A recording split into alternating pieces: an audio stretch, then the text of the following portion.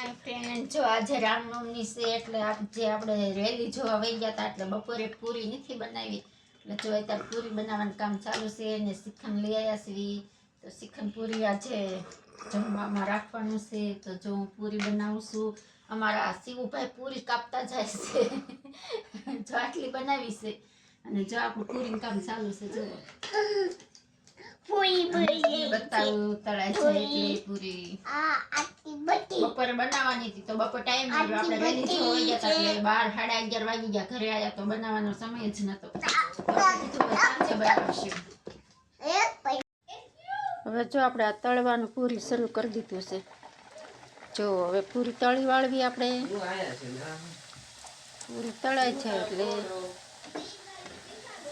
જો તળાય છે મારી પૂરી. આટલી તળાઈ ગઈ છે, આટલી તળાઈ છે, આ તળવાની બાકી છે. તો જો હવે આપણું તળવાનું કામ શરૂ કરી દીધું છે. તો ચાલો ફ્રેન્ડ હવે પૂરી તળી નાખી ફટાફટ, પછી જમવાનું બહુ મોડું થતું જાય છે.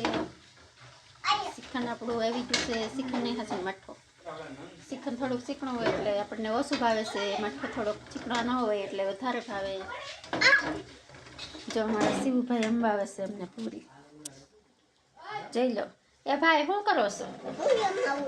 કોને અંબાવે છે? તને કહેવાય કે મમ્માને? તો લાવો આપી દો.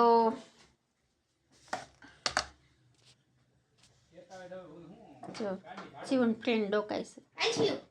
ચાસીવા જાવ તો જો હવે અમારી પૂરી રેડી કમ્પ્લીટ તૈયાર. તો ચાલો હવે આપણે બેસી જાવી જમવા. મસ્ત મજાની થઈ ગઈ છે તૈયાર રેડી.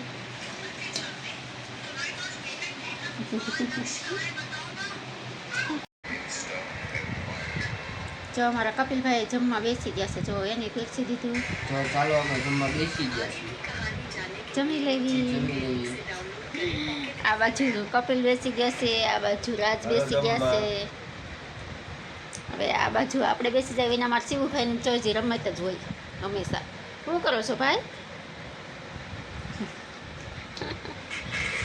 તો ચાલો ફ્રેન્ડ જમવા. જો આપણે જમવા બેસી ગયા છીએ. હવે બહુ મોડું થઈ ગયું. કેટલા વાગી ગયા છે? 8:45 જેવું થઈ ગયું છે. તો આવી જાવ શ્રીખંડ ખાવા.